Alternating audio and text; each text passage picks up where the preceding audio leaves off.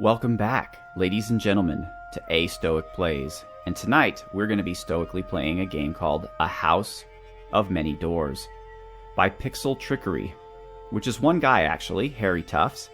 And Harry, it seems, has been working very closely with the guys that brought us Sunless Sea, that is Fail Better Games. While A House of Many Doors is not a Fail Better Games project, they did provide Harry with inspiration, with help developing it, and from what I understand, some financial support to get it published as well. The official line is, it's a story-packed indie RPG where you play an explorer, poet, and spy, navigating through a parasite dimension on a train with legs. And it's set to be released on February the 3rd.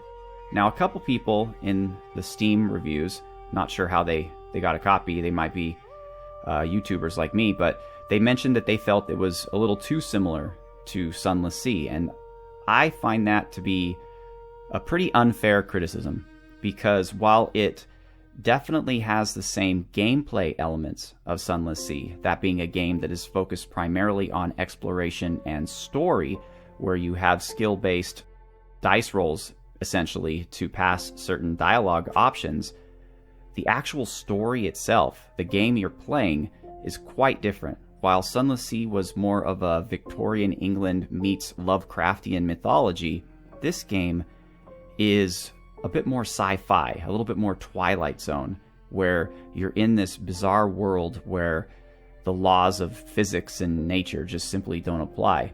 And you're, well, I don't want to get too much into the story until we actually get started, but it doesn't feel to me at all like Sunless Sea. It's a completely different story, and it's really interesting, and it's the kind of story that grips you and kind of doesn't want to let you go. The game boasts 350,000 words of story, which seems like a lot to me. I'm not entirely sure how many words that is. Is it a magazine? Is it a book? I don't know, but 350,000, that's a lot of words. And the music that you're listening to right now, it's very subtle, very understated, but really good, and it is composed by Zach Beaver.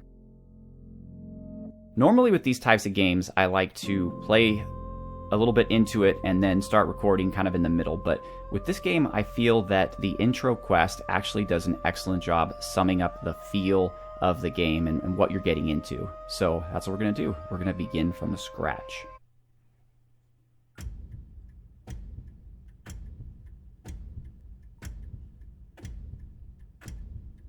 All right, so this is your vehicle. It is a train with legs. I personally refer to it as a millipede, but that is not actually what it's called. A gruesome headache. Broken glass crunches behind your eye. Two concerned faces swim into view. Can you remember your name? Asks the balder of the two. I can indeed, sir. My name is Marcus. Are you happy with that choice? Well, at this point, I guess I'd better be, right? Good. The bald-headed man sits back. Rotherford. His name comes to you in a flash. You raise your fingers to your temple and brush over a rough bandage. Somewhere beneath you can feel a tender hole in your skull, still oozing. Bandits, says the other man, monobrow. Bradley is his name. Ambushed us, boarded us, and took a memory right out of your head. Wait, what? What happened to my head? Didn't you know? Rotherford laughs. That's how they get the memories out. He mimes a drill. Why are we out here?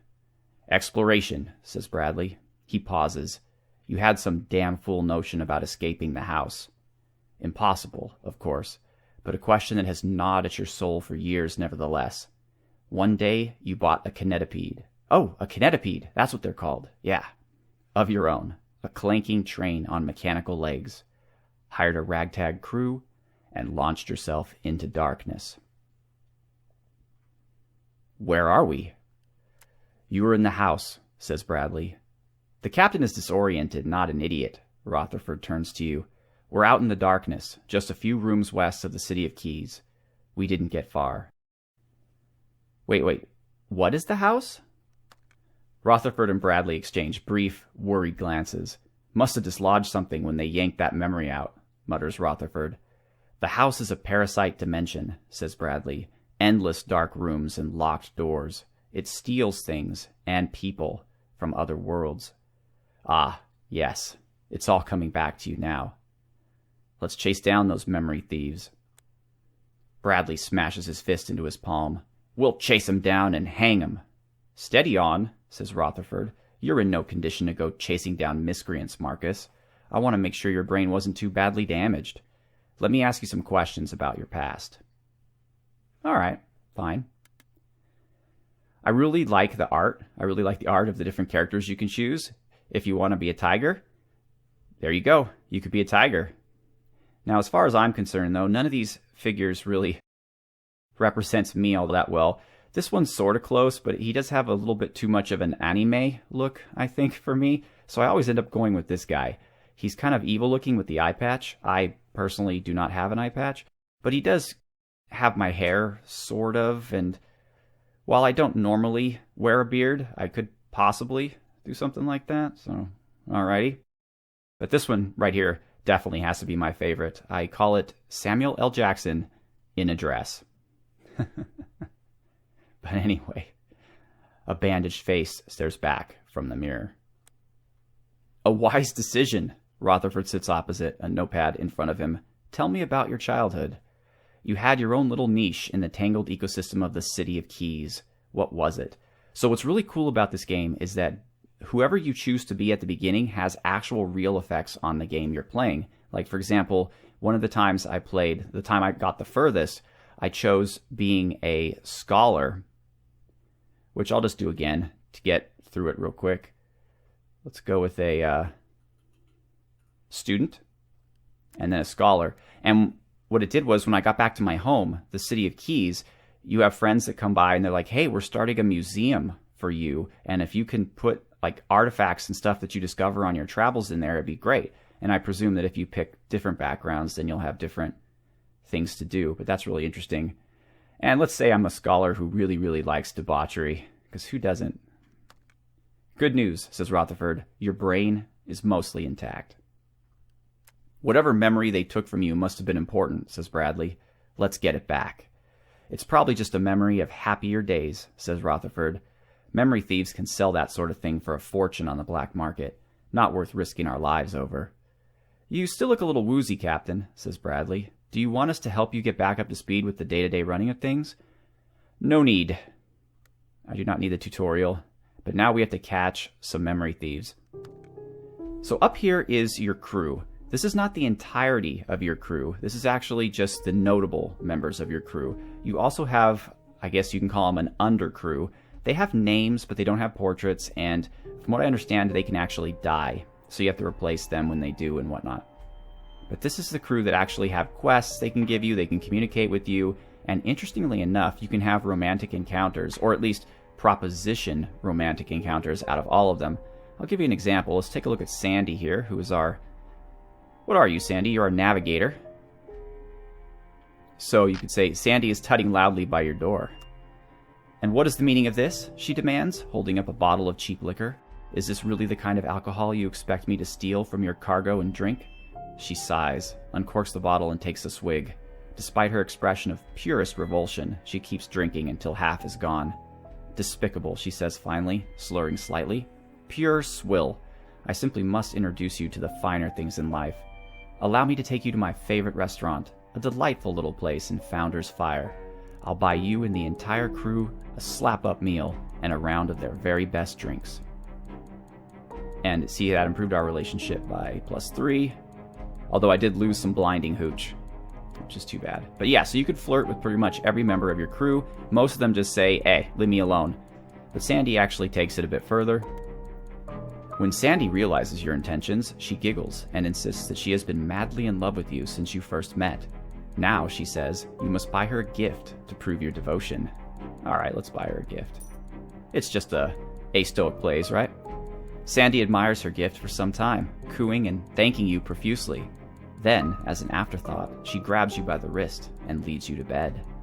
It feels faintly perfunctory. Still, you manage to find a little solace in each other's warmth, and you fall asleep, wrapped together tightly.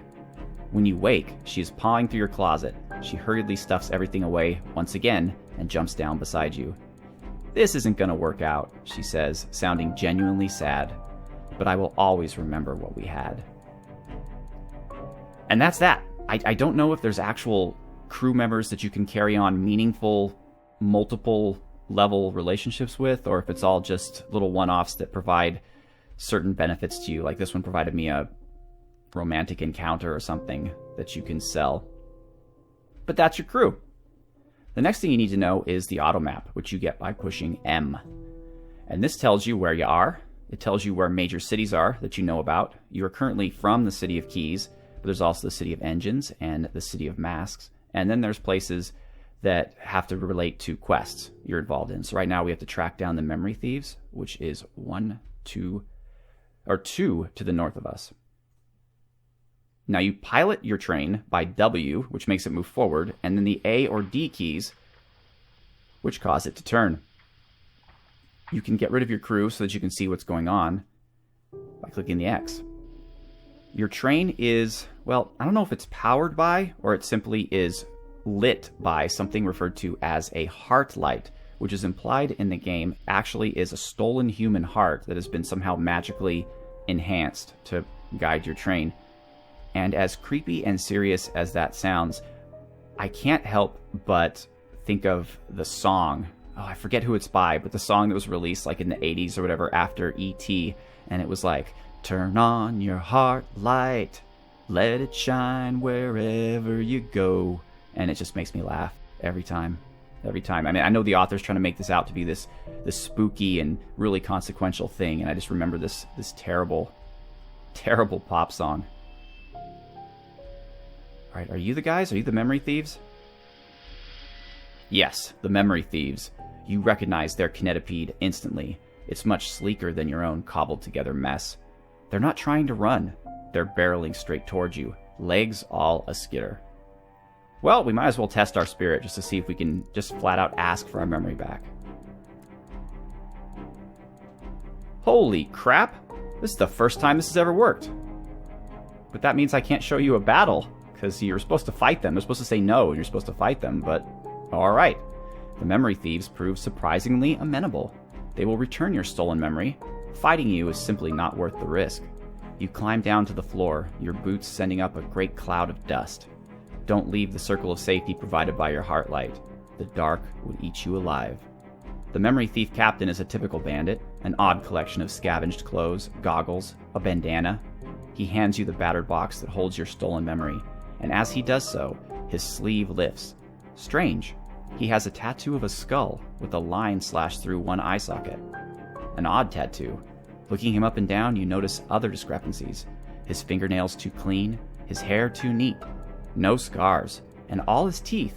He turns and hurries back to his kinetipede before you can ask further questions. Shoot! Well, I'm gonna have to find someone else to kill. Anyway, the next part of the quest... Oh. Hopefully I didn't break something. Oh, I think maybe what I need to do is you can go to yourself. I think it's through the cargo, and I can actually look at my memories. Somebody went to great trouble to take this from you, and I can retrieve them. Obscure visions. A blood-red mountain, gazing down at you with one hideous bile-yellow eye. A motionless clock, blood seeping through the wall behind it. A hard-faced woman at a window, with a key in her hand. Whose memories are these? Not yours, certainly. They don't fit with any of the others in your head. You had expected to complete a jigsaw. Instead, you found a piece from a different puzzle.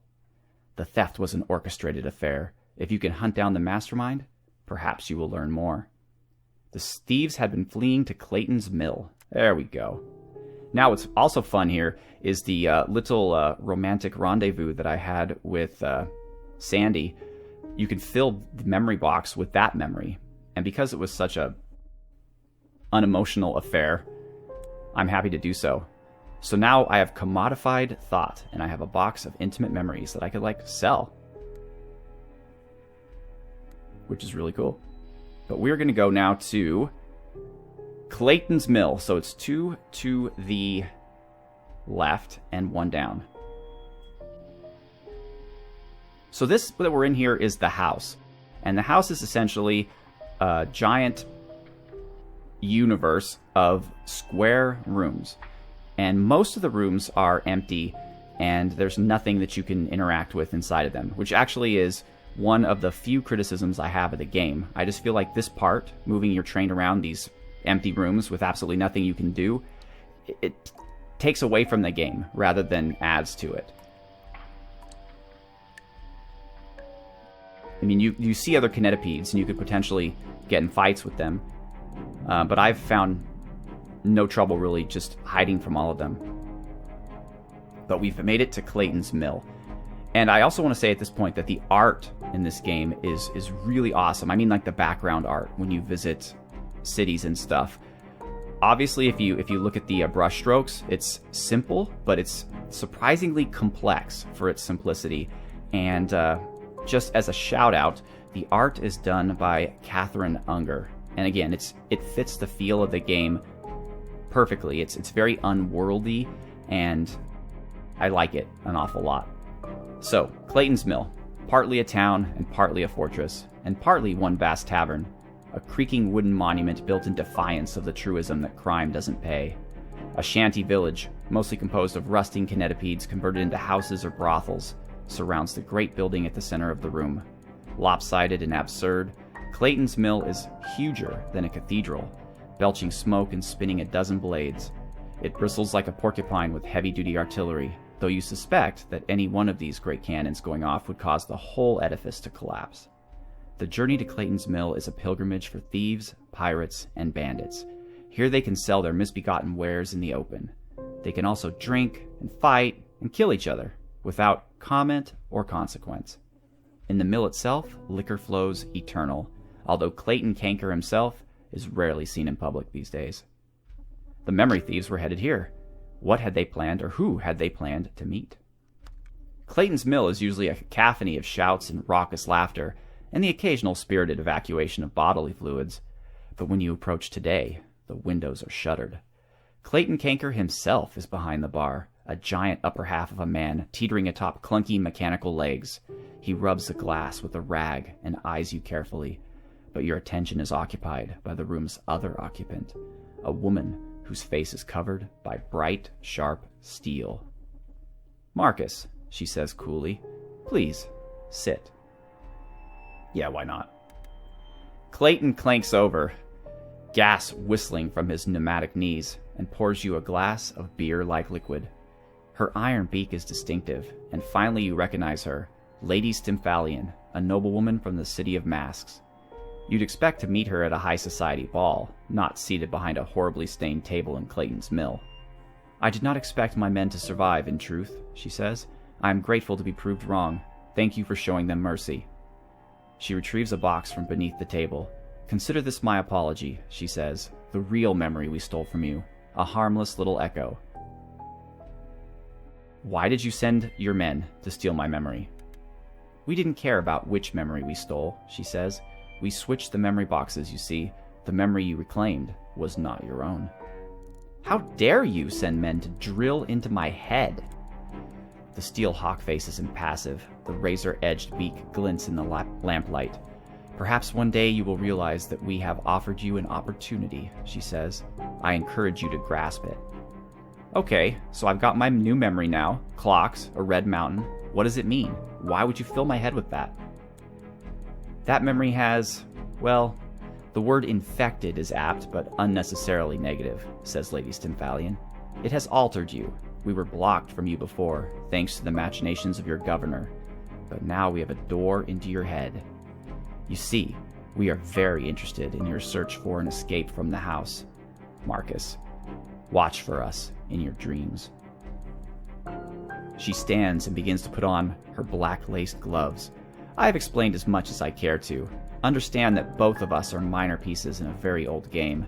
Understand also that I have far less faith in you than my masters, and I believe things will end the same as always. Now, I'm not the type to just sit and let this stand, so I'm going to demand that she tell me more. "I have told you all I care to tell," she says. "I would advise that you don't start anything untoward." A pneumatic hiss. Clayton Canker has casually set an enormous six-barreled shotgun up on the bar, and is making only a cursory attempt to appear not to aim it in your direction. So just out of the blue, when I was playing this game the first time, one of the things that I thought about, and I would love to see a game like this, where you actually do have complete control over scenarios. Like, for example, I'm pissed, right? I mean, this character right now, you just had your head drilled open, someone stole a memory out, and this lady's being all haughty, like, oh, we did you a favor, blah, blah, blah. I'm not going to tell you anything. Now, I'm sorry, but I would really, be mad. And so I would attack her, or I'd attack this guy, and the fact that the game doesn't even let you, doesn't even give you the option. Or maybe you're in no way to attack right now, but maybe you can come back, later in the game when you have more skills, more notoriety, and you can take revenge on this guy because he was part of this. Maybe burn his bar down or whatever, But obviously, games follow a story, and that's the story, and you can't. But I've always had thoughts like that in games, especially when you start off and you're very weak and people are taking advantage of you or just general being jerks. I've always wanted to kind of go back and just make them all pay their dues at the end, That would make a great game in itself. Someone should make a game like that. Anyway, so she left. I got some money because she tossed a purse at me to pay for my trouble or whatever. Now, what's cool is whenever you visit a place, you can gather news. And what that does, it costs you a little bit of money. But what it does is it gives you current affairs. So that when you go back to your hometown, the city of Keys, you can write articles in local newspapers. And that will give you more money back and also some notoriety. But that's all I really want to see here. So let's leave the city. And we're going to go back to the city of Keys. So we're going to go, I think it was east. Yes, the city of Keys.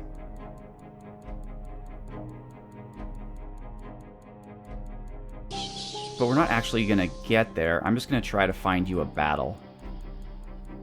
Oh, but this part is cool. Okay, sometimes you have moments where you can not talk to yourself, but where there's an event that you have to click on yourself to face. Exhaustion. You slave over your journals and notes, scraps of poetry, places you've been, people you've met. You fall asleep at your desk, tormented. You dream of trees.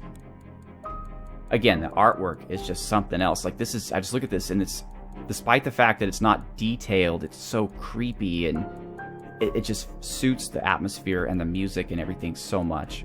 Anyway, a dream of trees. Tonight you dream of gold leaf trees, boughs that drip sparkling filigree, blue skies above and grass underfoot, shining fruit, so bright you mustn't look long. You have never seen anything so beautiful.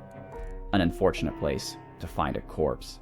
She is hanging impaled by 8 spears. Blood-crusted hair hides her face, and the tree behind is splattered red. As you step closer to examine her, she lifts her clouded eyes to meet yours. Finally, she says, a smile quirks the corner of her decayed lips. The years turn. We meet again. Am I dreaming? You are certainly dreaming, says Persephone. She lifts one hand carefully and brushes some of her hair from her face. Blood drips, but everything you are seeing is real. She pauses, grimacing, to pull at one of the spears lodged through her. It doesn't budge. You are seeking a way to escape the house, and I know how, but in return, you have to help me. How can I help you? Come and find me, says Persephone. Take me down from here. I want to escape, just like you. And I can help, if you just free me from these damn spears. The fruits around her head are glowing like miniature suns. Who are you? I am the 9th of the 9, she says, the lookout. I am the one left behind. The blaze of the tree is extraordinary. You close your eyes but can still see the light through your eyelids, each capillary highlighted in gold. Where are you? Her words are becoming more difficult to hear, as though she is speaking across a yawning abyss. The orchard, she says. This is where... But the rest is inaudible. The light burns your eyes. You look away. Persephone is a shimmering silhouette. We will meet again, she promises, as the light of 1,000 stars strips you to the bone. When you understand more, keep exploring, keep writing, learn and grow, and dream of me again. You wake in bed, the sheets drenched in sweat. So that is the plot. You are trying to find a way out of the house, and this Persephone is going to help you, if you can only find her. And I'm looking for something to tussle with.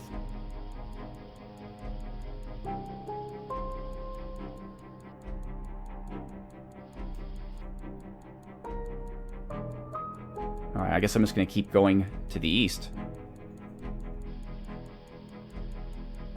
Until I find something what we can shoot at. And that will be the end of this showcase. As I said before, the game is released on February the 3rd. And if you at all liked Sunless Sea, I highly recommend it. If you really like anything that has to do with intriguing and kind of otherworldly type stories, I'm sure you'll enjoy it.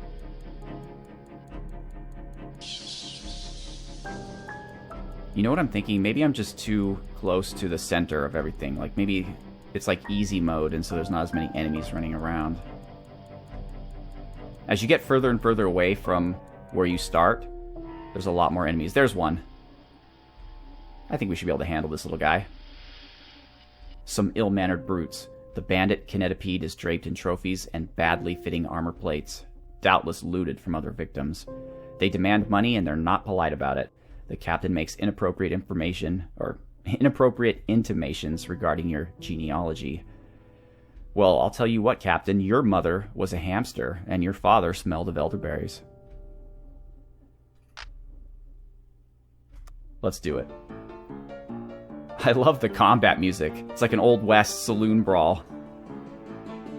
So this is your entire crew, both your named crew and just your random people that you have. And this is your gun. And you can purchase more guns and better guns in different cities, and there's their gun. Now, it looks like we're right next to each other, but we actually aren't. We're 150 meters away from each other. And you can tell this by when you fire. So let's say I pick my Plinky Susan gun.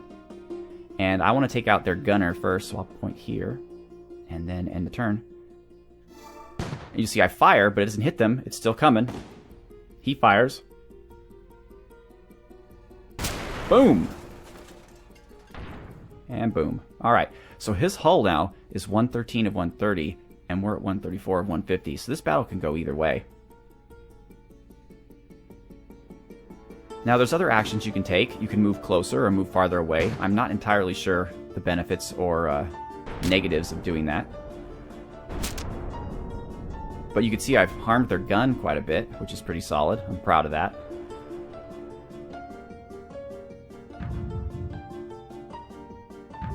Still, though, they're doing a fair amount of damage to me. So I'm at 90 and they're at 65. Is that gun dead now? I don't know. One more hit should do it, huh?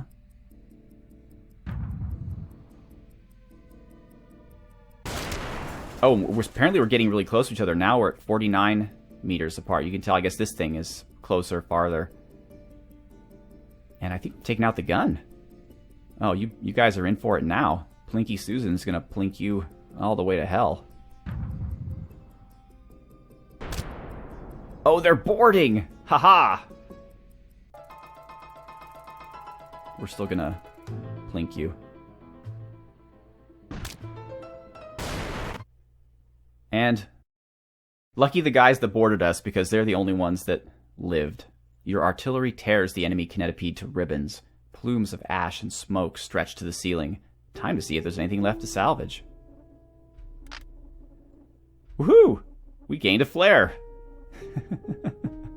Tybalt approaches you after the battle. Tybalt? Oh, all the way from Romeo and Juliet. The wreckage of the enemy vehicle sprawls before you like the guts of some disemboweled iron god. Tybalt approaches you with two wide eyes, clutching his helmet and shaking hands. That was horrible, he whispers. I never. He pauses, then holds his helmet up to his face like a bucket, and is violently sick into it. And apparently, this harmed our relationship. This gentleman, Tybalt, who happens to be our grit guy, so he should be our soldier. He's our guard captain, and apparently fighting somebody was just too much for him, and now he's kind of pissed. Oh well, sorry to hear that, buddy. So anyway, that is my showcase of A House of Many Doors. I hope you enjoyed it, and again, the game is released on February the 3rd. If you enjoy games that tell an intriguing story, and that are story-driven, you will very much enjoy this one. So definitely check it out. Once again, ladies and gentlemen, I am Marcus Aurelius. I'd like to thank you very much for watching. Have a good one.